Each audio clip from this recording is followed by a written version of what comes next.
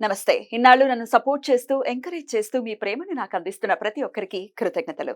అలాగే ఈ వీడియో కూడా ఖచ్చితంగా మీకు ఉపయోగపడుతుంది. లైక్, షేర్ అండ్ సబ్స్క్రైబ్ చేసి మీ సపోర్ట్‌ని నాకు అందించండి. అలాగే ఈ వీడియో పట్ల మీకున్న అభిప్రాయాన్ని కామెంట్ సెక్షన్‌లో కామెంట్ చేసి తెలియజేయండి. ఇప్పుడు వీడియోని చూద్దాం. నమస్తే. Welcome to our channel. నేను పద్మిని. ప్రస్తుతం మనతో పాటు ప్రముఖ ఆధ్యాత్మికవేత్త, వాస్తు జ్యోతిష పండితులు నిట్టల ఫణి భాస్కర్ శర్మ గారు మనతో పాటు ఉన్నారు. మాట్లాడదాం. నమస్కారం అండి. బాగున్నారా? నేను బాగున్నానండి. నర్మదా పుష్కరాలు వస్తున్నాయి అంటే దాని అర్థం గురువు మారుతున్నారు అని. మే 1వ తారీఖు గురువు వృషభ రాశిలోకి వెళ్ళబోతున్నారు కాబట్టి సంవత్సరం కాలం పాటు ఆయన అక్కడే ఉంటారు కాబట్టి ద్వాదశ రాశులకి కూడా ఇచ్చేటటువంటి ఫలితాల గురించి ఒక్కసారి మీ ద్వారా తెలుసుకోవాలనుకుంటున్నాను. అయ్యో తప్పకుండా. గురుడు అంటే సంక్రమణం అనేటువంటిది కొన్ని గ్రహాలకి మాత్రమే చెప్పారు. ఉదాహరణకి రవి మార్పు ఉందనుకోండి, మేషం, కర్కాటకం, లేకపోతే తుల, లేకపోతే మకరం, ఈ సంక్రమణాలకి ప్రాధాన్యత ఎక్కువ. కర్కాటక సంక్రమణం దక్షిణాయనం, మకర సంక్రమణం ఉత్తరాయణం, అలాగే తులా సంక్రమణంలో ఉన్నప్పుడు కార్తీక మాసం, మేష సంక్రమణంలో ఉన్నప్పుడు వైశాఖ మాసం, చాలా ప్రాశస్త్యమైనటువంటి రోజులు. అలాగే మకరంలో ఉన్నప్పుడు కూడా ఈ కావేరీ నదిలో స్నానం చేయమంటారు. మరలా అటువంటి ప్రాశస్త్యం కలిగిందే గురుడి యొక్క మార్పు. ఈయన ఇప్పుడు మేషరాశి నుండి వదిలిపెట్టి కృత్తిక నక్షత్రం 2వ పాదమైనటువంటి వృషభ రాశిలోకి ఆయన సంచారం చేస్తూ ఉన్నారు. గురుడు మార్పు అనేటువంటిది చాలా ముఖ్యం. ఎందుకంటే ఈ దేవగురు అయినటువంటి బృహస్పతి ఒక రాశిని వదిలిపెట్టి వేరే రాశిలోకి వెళ్ళినప్పుడు ఈ నది అనేటువంటి దానికి ప్రాముఖ్యత వస్తుంది. ఎలా దానికి అనుసంధానం అయ్యింది అంటే పూర్వపు కాలం ఋషులు ఏం చేశారంటే ఏ నదిలో ఎప్పుడెప్పుడు శక్తి ఉంటుంది అనేటువంటి దాన్ని పసిగట్టి అది ఒక గ్రహం మార్పు ద్వారా కలుగుతుంది అనేటువంటి దానికి అనుసంధానం చేసుకుంటూ వచ్చారు. ఇప్పుడు తులారాశిలో రవి ఉన్నప్పుడు కావేరీ నదిలో చేసినటువంటి స్నానానికి ప్రాముఖ్యత ఎక్కువ. ఆ శక్తి అంతా ఆ నదిలో ఉంటుంది. అలాగే మకర సంక్రమణం జరిగినప్పుడు ప్రయాగలో చేసేటువంటి స్నానానికి ప్రాశస్త్యం ఉంటుంది. అలా ఒక్కొక్క కాలానికి సంబంధించినటువంటి రహస్యాన్ని వాళ్ళు గ్రహానికి ముడిపెట్టి చెప్పారు. ఇప్పుడు గురుడు ఉన్నారు, యజన కీర్తి గృహ కాంచన పుత్ర వస్త్ర అశ్వాది కారకుడు గురుడు. ఆయన చాలా కారకత్వాలు ఇస్తారు. గురుడు జాతకంలో బాగా లేకపోతే నీచని పొంది ఉంటే అసలు సంతానమే కలగదు అని. సో ఒక్కొక్కళ్ళ జాతకంలో గురుడు నీచపడి ఉన్నా, గురుడు ఇబ్బంది పెట్టే స్థానాల్లో ఉన్న సంతానం అనేటువంటిది కూడా ఆలస్యం అవుతుంది. నర్మదా నదికి ఒక శక్తి వస్తుంది. ఎప్పుడు 1వ తారీఖు నాడు మధ్యాహ్నం 1 గంట, సరిగ్గా 1 గంటకి ఆయన వృషభ రాశిలోకి అనగా కృత్తిక 2వ పాదంలోకి వెళుతున్నప్పుడు ఆ ముక్కోటి దేవతలు వచ్చి ఆ నర్మదా నదిలో స్నానం చేస్తారు. ఆ స్నానం చేయడం అంటే ఎందుకు చెప్పారంటే ఆ విషయాన్ని, ఆ నదికి ఆ శక్తి వస్తుంది అనేటువంటి విషయాన్ని చెప్పడం జరిగింది. సో ఎప్పుడైతే ఆ పుష్కరుడు ప్రవేశించినటువంటి టైం నుండి మనం స్నానం చేస్తామో 12 రోజుల ఎఫెక్ట్ ఉంటుంది కాబట్టి ఈ 12 రోజుల పాటు ఆ నదికి ఒక ప్రత్యేకమైన పవర్ ఉంటుంది. అందులోనూ అఘమర్షణ స్నానం అనేటువంటిది చెప్పారు. అనగా ఏదైనా ఒక నదికి గాని, పుణ్యనదికి గాని, పుష్కరానికి గాని వెళ్ళినప్పుడు సంకల్పపూర్వకంగా స్నానం చేయాలి.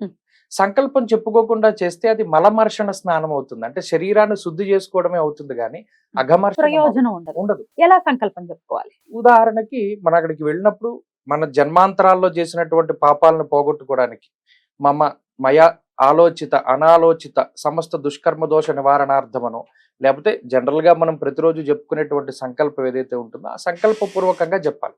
అలాగే మనం ఇప్పుడు ఏం చెప్తాం, మేము గోదావరి జిల్లాలో ఉంటే మేరోహ దక్షిణ దిగ్భాగే శ్రీశైలసి ఈశాన్య ప్రదేశే అంటాం. అలాగే అక్కడ ఉన్న వాళ్ళైతే ఆ సంకల్పం చెప్పుకోవాలి. అలా ఏదైనా ఒక బ్రాహ్మడు అక్కడ లోకల్ గా ఉండేటువంటి వారిని వాళ్ళు చక్కగా జరుగుతుంది, శాస్త్రోక్తంగా జరుగుతుంది. అది అఘమర్షణము అన్నారు. అంటే పాపాలని పోగొట్టేటువంటి స్నానము. అక్కడ దాకా వెళ్ళలేని వాళ్ళకి ఇంకో ప్రత్యామ్నాయం ఏమైనా ఉందా? ఉంటుంది. ఏదైనా మంత్రపూర్వకంగా చేయొచ్చు. గంగే యమునే కృష్ణ గోదావరి సరస్వతి మనం చెప్తాం. లేదా అక్కడికి వెళ్ళిన శక్తివంతులు ఎవరైతే ఉంటారో వారు నీళ్లు పోసుకోవచ్చు, సంకల్పం చెప్పుకోవచ్చు. ఏదైనా ఆ నీళ్లకి 12 రోజులు ఆ శక్తి ఉంటుంది కాబట్టి ఇంట్లో అయినా సరే చేయొచ్చు. అద్భుతం. ఇది పుష్కరానికి సంబంధించినటువంటి అంశం. అయితే మరి గురువు మారుతున్నారు కాబట్టి ఎట్లాంటి రిజల్ట్స్ ఇవ్వబోతున్నారు సంవత్సరం కాలం పాటు? మరి ఏమైనా వక్రగతి ఏమైనా ఉందా ఆయనకి? ఇత్యాది విషయాలు, అలాగే ద్వాదశ రాశులకు కూడా మరి ఆయన మార్పు వల్ల వచ్చేటటువంటి లాభాలు కావచ్చు, నష్టాలు కావచ్చు. లాభాలు అయితే హ్యాపీయే కానీ నష్టాలు. మకర రాశి వారికి ఎలాంటి ఫలితాలను ఇవ్వబోతున్నారండి గురువు? గురువు నిజానికి మకర రాశి వారికి గురుబలం వచ్చి 3 ఏళ్లు పైన అయింది. నిజానికి మకర రాశిలో గురువు సంచారం చేసినప్పుడే మనకు కరోనా వచ్చింది. గురుశనుల యొక్క యుతి అతిచారగతే జీవౌ శనౌ వక్రత్వమాగతే హాహాకారాం జగత్ సర్వం దుర్భిక్షం క్షామడాంబరం అన్నారు. గురుడు అతిచారంలో ఉండి శని వక్రగతిలో ఉండి ఆ 2 గ్రహాలు కలిస్తే హాహాకారాం జగత్ సర్వం దుర్భిక్షం క్షామడాంబరం. ఇప్పటికి 4 ఏళ్ళు అయింది. వీళ్ళకి గురుబలం లేదు. సో అప్పుడు కరోనా వచ్చింది. దాదాపుగా ఒక 6 ఏళ్ళు అయింది ప్రాపర్ గా వీళ్ళకి గురుబలం వచ్చి, మకర రాశి వాళ్ళకి. ఈ రాశిలోనే గ్రహణాలు పట్టాయి, ఈ రాశిలోనే షష్టగ్రహ కూటములు పట్టాయి. రవికి మీరు గమనిస్తే ఒక 2 ఏళ్ల క్రితం సూర్యుడి జుట్టు ఇలా వలయం లాగా, అది మకరంలో రవి ఉన్నప్పుడే దాన్ని పరివేష అంటారు. అది వీళ్ళకే వచ్చింది ఎఫెక్ట్. ఇలా చెప్పుకుంటూ పోతే మకర రాశి వాళ్ళ జీవితం గత 6 ఏళ్లుగా చాలా దుర్భరమైనటువంటి జీవితంలో ఉన్నారు వాళ్ళు. ఇప్పుడు ఇంతకాలానికి పంచమ స్థానంలోకి గురుడు వచ్చి స్టాండర్డ్ గా అక్కడ 1 సంవత్సరం ఉంటున్నారు. పంచమంలో ఉన్న గురువు వీరి లాభస్థానాన్ని వీక్షిస్తారు, అలాగే జన్మ రాశిని వీక్షిస్తారు. అవి రెండూ కూడా చాలా ముఖ్యమైనటువంటి స్థానాలు.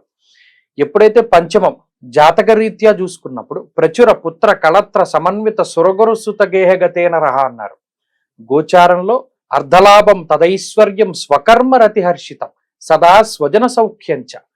చాలా గొప్ప మాటలు చెప్పారు. ఏంటి అంటే, ఒకటి నచ్చిన పని చేయడానికి అవకాశం దొరుకుతుంది. ఫస్ట్ పాయింట్, ఈ పని నచ్చలేదు, ఇది నాకు చేయడం ఇష్టం లేదు, అయినా తప్పదు చేస్తున్నానని కొంతమంది పని చేస్తారు. చాలా ఇబ్బంది. వాళ్ళకి వెసులుబాటు దొరుకుతుంది నచ్చిన పని చేసుకోవడానికి, నచ్చని పనిని వదిలేయడానికి, వీటికి అవకాశం వస్తుంది. అలాగే అర్ధలాభం తదైశ్వర్యం, ఫస్ట్ ఆర్థిక లాభం కలుగుతుంది, దానివల్ల ఐశ్వర్యం సిద్ధిస్తుంది అన్నారు. ఇది ఎలా జరుగుతుంది అంటే, పంచమ స్థానానికి ఒక ప్రత్యేకమైన గుర్తింపు ఉంది జ్యోతిష్యంలో. పుత్రాన్ బుద్ధిం పూర్వపుణ్యం చ పుంసాం మంత్రాం నీతిం మానసం మంత్ర విద్యాం దైవే భక్తిం దైవమిత్సర్వమేత భావా తస్మాత్ పంచమాత్సం వదేచ్ఛ. ఇన్ని కారకత్వాలు 5వ స్థానం ఇస్తోంది. అలాంటప్పుడు వాళ్ళ బుద్ధిని ప్రచోదనం చేస్తారు గురుడు. పంచమంలోకి వచ్చిన మొదటి నుండే ఆలోచన తీరులో మార్పు వస్తుంది, ప్రవర్తనలో మార్పు వస్తుంది, మాట తీరులో మార్పు వస్తుంది. ఇలా ప్రతి దాంట్లోనూ మార్పు వచ్చి వాళ్ళు ఇప్పటి వరకు ఏదైతే వక్రగతిలో వెళుతూ ఉన్నారో ఆ మార్పు తీసుకొచ్చి యూటర్న్ తిప్పుతాడు ఒక్కసారిగా. సో బుద్ధి కర్మానుసారిని, బుద్ధి ఇక్కడ కర్మని అనుసరించి నడుస్తుంది. కాబట్టి ఆ గురువు ఇచ్చేటువంటి ఫలితాలని ఇంత పాజిటివ్ గా 6 ఏళ్ల తర్వాత వీళ్ళు అనుభవించబోతున్నారు. మొదట వీళ్ళ యొక్క ప్రవర్తన మారుతుంది, ఆలోచన తీరు మారుతుంది. ఏంటి ఇంతకాలం మనం దీని గురించి ఆలోచించామా, ఇది ఇలా ఆలోచిస్తే ఈ పాటికి సొల్యూషన్ వచ్చేసేది కదా. ఇలా చాలా కాలంగా అనుభవిస్తున్న బాధలకి చాలా గమ్ముని సొల్యూషన్స్ వస్తాయి. అది ఒకటి. తర్వాత స్వకర్మ రతిహర్షితం, ఏది నచ్చుతుందో ఆ పని చేయగలగడం. అలాగే వివాహాది శుభ కార్యక్రమాలు జరగడం. పంచమం సంతానానికి సంబంధించిన స్థానం. మకర రాశి వాళ్ళకి సంతానం కలిగినా కూడా చాలా రకాల బాధలతోటి ఎదుగుదల లోపంలో ఉన్నటువంటి వారికి ఏదైనా ఒక మంచి జరిగి ఆ బాధల నుండి బయటపడ్డం. ఇలా చాలా రకాలైనటువంటి మంచిని గురుడు ఈ సంవత్సరం ఇవ్వబోతూ ఉన్నారు. కాబట్టి ఉద్యోగాభివృద్ధి ఉన్నది, వ్యాపారం బాగుంటుంది. విద్యార్థులకి ప్రత్యేకించి చదువుకునేటువంటి వారికి ఇది చాలా మంచిది. వాళ్ళు దేశం దాటి వెళ్ళాలి అన్నా, మంచి చదువులు, ఉన్నతమైన చదువులు చదవాలి అన్నా చాలా మంచిది. అయినప్పటికీ ఆరాధన ఎలా చేసుకోమంటారు? గురువుకి సంబంధించినటువంటి పురాణోక్తమైనటువంటి శ్లోకం ఉంటుంది, దేవానాంచ ఋషీణాంచ గురుం కాంచన సన్నిభం అని. ఆ శ్లోకాన్ని రోజు చదువుకుంటూ ఉండాలి. లేదా దక్షిణామూర్తి ఆరాధన చాలా మంచిది. అద్భుతం. చాలా అంటే మీరు 6 years తర్వాత మళ్ళీ ఒక బ్యూటిఫుల్ పీరియడ్ రాబోతోంది కాబట్టి చాలా అద్భుతంగా వెల్కమ్ చేయాల్సి ఉంటుంది మకర రాశి వారు ఈ సంవత్సరాన్ని. బ్యూటిఫుల్. ఇక నెక్స్ట్ ఎపిసోడ్ లో కుంభరాశి గురించి మాట్లాడుకుందాం. థ్యాంక్ యూ అండి, నమస్తే.